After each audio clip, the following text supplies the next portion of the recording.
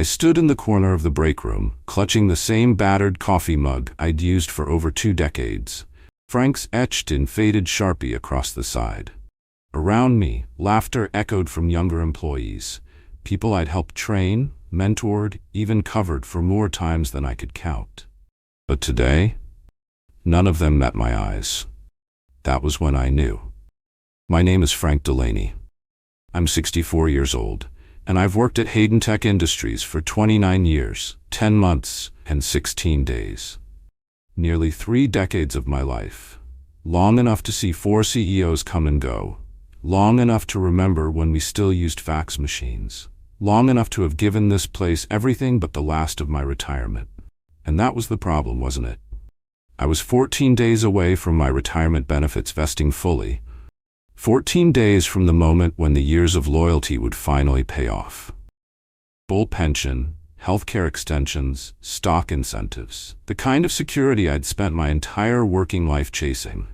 My wife Janice and I had planned for it. A little cabin out near Asheville, fishing on the weekends. Finally time to breathe. We didn't live fancy, we just wanted peace. That dream kept me going. Until the knock came. "Frank, can we speak in my office?" My manager, Melissa Hart, barely looked up from her phone when she said it. Her voice clipped, professional, rehearsed. I followed her down the hallway I'd walked 1,000 times before. Every step was familiar, but my chest felt foreign. Tight, hollow, bracing. In her office sat HR. That was all I needed to see. "Due to restructuring," Melissa began, "your role has been deemed redundant." Redundant. They used that word like it didn't have teeth. "Effective immediately," HR added. "We'll offer you a severance package equivalent to 1 month's salary, provided you sign the standard non-disclosure and release agreement." My ears were ringing. "I'm 2 weeks from retirement," I said, my voice quieter than I wanted. 2 weeks. "You think I don't know what this is?" Melissa didn't blink. "This decision was made by corporate. It's not personal." But it was personal. It was my life, my years, my blood pressure, my missed holidays, my aging knees from climbing up scaffolding back when the floors weren't even finished. I helped build this damn company, literally and metaphorically, and now they were erasing me with a signature and a month's pay. I walked out of that office with a folder full of paperwork and 1,000 thoughts crashing through my mind. They thought I'd just walk away. Quietly, with my head down. Maybe they thought I was too old to fight back, that I wouldn't have the strength or the savvy. Maybe they didn't know who they were messing with. Because I had a plan. You see, I'd spent nearly 30 years documenting everything, every system change, every process overhaul, every training module I'd created, every mistake I'd caught that saved the company thousands. And I had receipts, literal receipts too. Email threads, memos, performance reviews that praised me up and down. I had value, and I could prove it. But that wasn't all. I also knew something they didn't know. I knew. Something that could change everything. You don't work somewhere for nearly 30 years without learning where the skeletons are buried. And Hayden Tech? It had a whole damn cemetery. Back in 2004, we had a massive server overhaul. It was a mess. Outsourced IT contractors who had no clue what they were doing, executives trying to impress shareholders by speeding up the transition, and a complete lack of oversight. Guess who stayed overnight for 3 days straight with a thermos of gas station coffee and a folding chair just to keep the whole thing from imploding? Me. That's when I discovered something strange. A set of ghost employee files. At first I thought it was just test data, training accounts used for simulations, but no. These were payroll entries, monthly payments, health benefits listed, no office location, no login history. At the time I flagged it. I sent an email up the chain. Got a curt "we'll handle it" from the CFO back then, and I never heard a word after that. So I saved a backup, not because I thought I'd need it, just because something didn't sit right. Years passed. People changed. The CFO left. Systems were upgraded again and again, but I always kept a copy on an encrypted flash drive buried in my desk drawer. Turns out, That flash drive was worth a whole lot more than my pension. That night, I went home, kissed Janice on the cheek, and told her to hold off on canceling the retirement party just yet.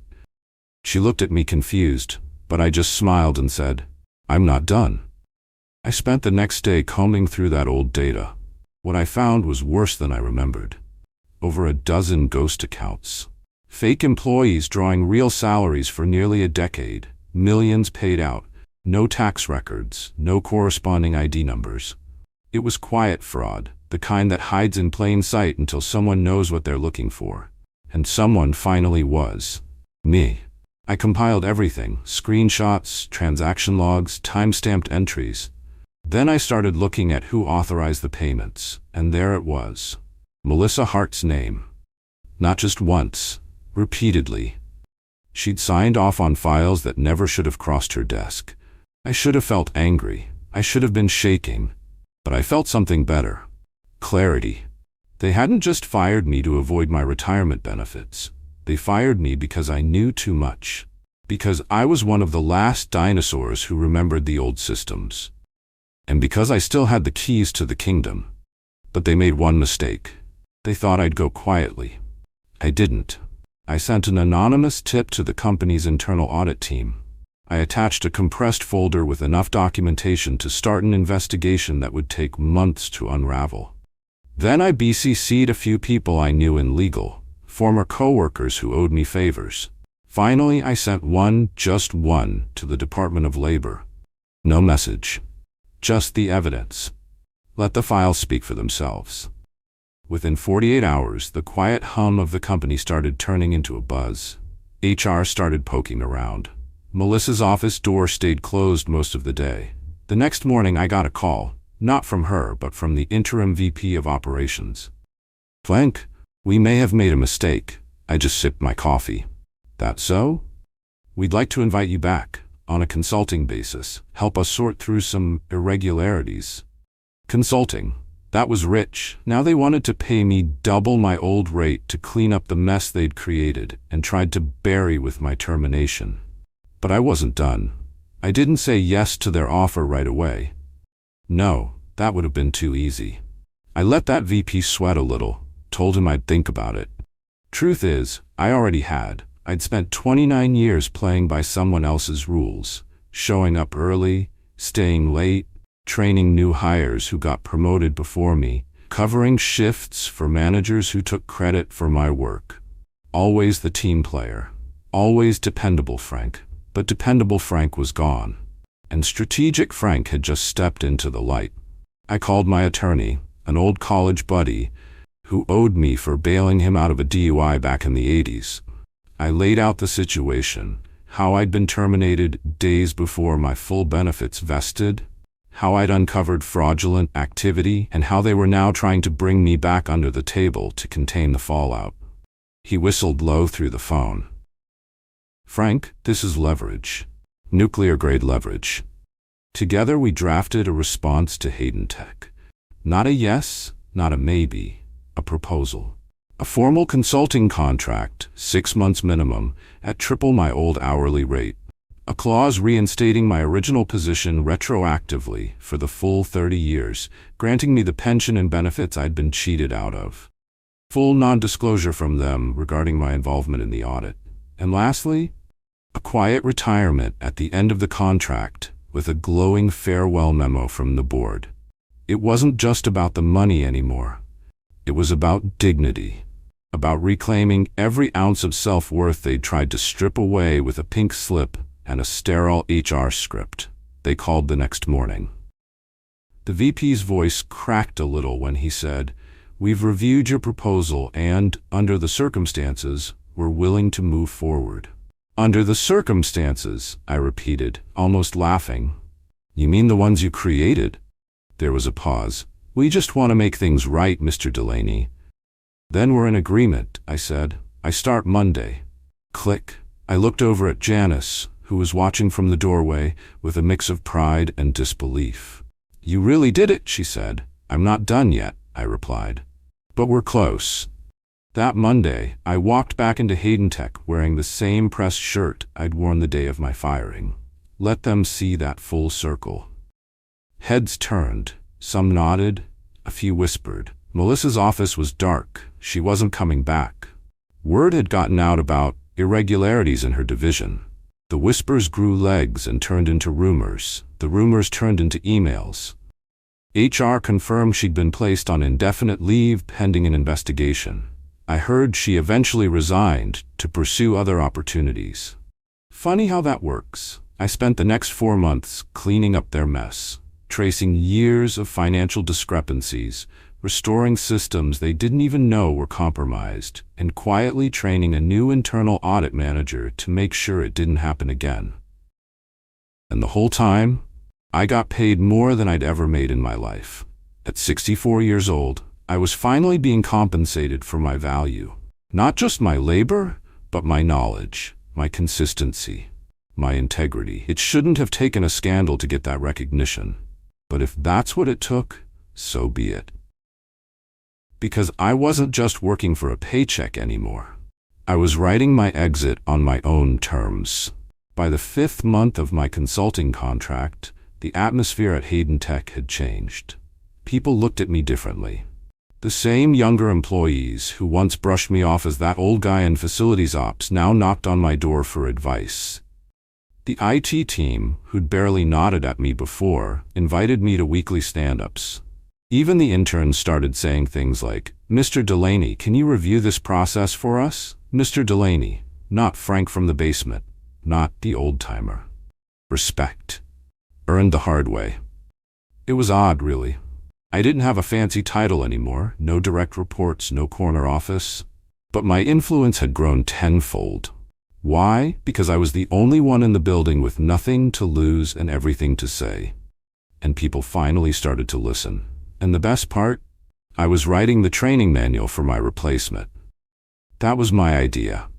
I told the VP, if you really want to make this right, let me build a legacy here. Don't just patch the damage, teach someone how not to repeat it. He agreed. So I designed a 6-week training program, built from the ground up. Not just how to run the operation systems, but how to run them with ethics, transparency, and accountability. I taught them how to audit, how to question suspicious patterns, how to push back on bad leadership without losing their job. And on the final day of training, I walked into the boardroom. This time not as an employee or even a consultant, but as a guest speaker at my own farewell. They'd arranged a luncheon, full spread, name placards, even a custom cake with "Thank you, Frank" written in blue icing. There was applause, speeches. Someone from finance tried to give me a plaque shaped like the Hayden Tech logo. I declined it politely and handed them something instead. A letter. One I'd written the night before. In it, I didn't just say thank you. I told the truth. I talked about what it meant to work somewhere for 30 years and nearly walk away with nothing. I talked about loyalty and how it's a two-way street. I talked about how dangerous it is when companies value cost-cutting over character, and how nearly every bad decision Hayden Tech had made started with people at the top, forgetting who built the foundation beneath them. And then I thanked them, yes, thanked them, for giving me the opportunity to walk away stronger than I'd ever imagined. You taught me, I wrote, that no matter how loyal you are to a company, your greatest obligation is to yourself. I left that room with a standing ovation. But I didn't need it. Because the real victory wasn't in applause. It was in knowing I'd taken the blow they dealt me and turned it into a blueprint for everyone watching. After the luncheon, I didn't go back to my office. I didn't pack up any boxes or grab a farewell gift. I walked straight to the parking garage, climbed into my old Chevy Silverado, and sat for a moment. No emails to check, no meetings to prep for, no more pretending to be grateful for crumbs while the suits dined upstairs. It was over, and yet it felt like something new had just begun. I pulled out of the Hayden Tech lot for the last time and drove home, not to sulk or reflect, but to surprise Janice. She was out back in the garden, tending to her tomato plants, when she heard the gate open. "Back already?" she said. I held up the envelope, my signed retirement contract, with full pension and benefits intact. She dropped the gardening shears. "Are you serious?" "As a heart attack," I said, laughing. She ran over and threw her arms around me. "You did it. You really did it." We both cried right there in the backyard. Not because of the money or even the vindication, but because the future we thought we'd lost was back in our hands. And this time, it was ours completely. We spent the next month preparing for our new life. We sold the house we'd raised our kids in, finally bought that little cabin in Asheville, and adopted a senior rescue dog named Gus, who only had 3 teeth, but the heart of a lion. I started woodworking again, not because I had to, but because I loved it. Janice took up painting. Together, we filled our days with simple pleasures. Sunrises over the Blue Ridge Mountains, fresh pies from the farmer's market, and long walks through trails I never had time for before. Funny thing is, I got a call from Hayden Tech 2 weeks after my farewell. Not from the board, not from HR. From one of the interns I'd trained. "Mr. Delaney," she said nervously, "I just wanted to thank you. You taught me more in 6 weeks than I've learned in 4 years of business school. About integrity, about noticing the small things that don't add up." That call hit different. Because that was the point all along, wasn't it? It wasn't just about exposing fraud or getting my pension back. It was about showing the people behind me that their value doesn't come from a title or tenure. It comes from their principles, their actions, and how they protect themselves in a world that's often eager to strip them of both. Janice always said I was a quiet man, and she wasn't wrong. I never made waves, never caused trouble. But when they pushed me, I didn't just push back. I made sure no one could ever do what they did to me to someone else. Because if they thought I was just going to fade into retirement quietly after 29 years of sacrifice, they never really knew me. But now, the world will. I used to believe that loyalty was the highest virtue you could bring to your job. That if you just kept your head down, did the work, showed up early and stayed late, the world would eventually reward you. But now I understand something much more important. Loyalty means nothing to people who see you as disposable. In the end, it wasn't my years of service that protected me. It was my decision to stop being silent. To stop waiting for validation from people who only noticed me when they needed something done for cheap, quietly, and without credit. And I know I'm not the only one. There are thousands, millions of people like me. People who gave the best years of their lives to companies that would cut them loose in a second to boost a quarterly report. People who were told to be grateful for the opportunity while watching less experienced, louder, younger employees leapfrog ahead because they played politics better than they did the job. Well, I've got news for them. You can't fire experience. You can't erase integrity. And you sure as hell can't silence someone who's got nothing left to lose. Since my retirement, I've started something new. Not a business. Not a side hustle. A community. It began with a simple blog. Retired, not replaced. I wrote about my experience, how I uncovered the fraud, how I got justice, and how I walked away stronger. I figured maybe a handful of folks would read it. Instead, tens of thousands did. Emails poured in, stories just like mine, older workers being pushed out weeks before their pensions kicked in. Women being told their roles were redundant after training their replacements. Veterans with decades of field knowledge cut loose for being too expensive. It lit a fire in me I hadn't felt in years. So I turned the blog into a network, a resource hub, a support line. I connected employment attorneys with folks being squeezed out. Helped build guides on how to document and protect yourself before corporate comes knocking. And more than anything, I told them they weren't crazy. They weren't overreacting, they were being targeted, and they weren't alone. It started with one man who refused to go quietly. But now, it's a movement of people demanding better, demanding respect, and reclaiming their worth. So yeah, they fired me just days before my retirement benefits kicked in. But I didn't just get those benefits back. I got my voice back, I got my future back, and I used it to help others protect theirs. So the next time a boss thinks they can play games with someone's livelihood to save a few bucks, I hope they remember my name. Frank Delaney, age 64, laid off, pushed out, and louder than ever.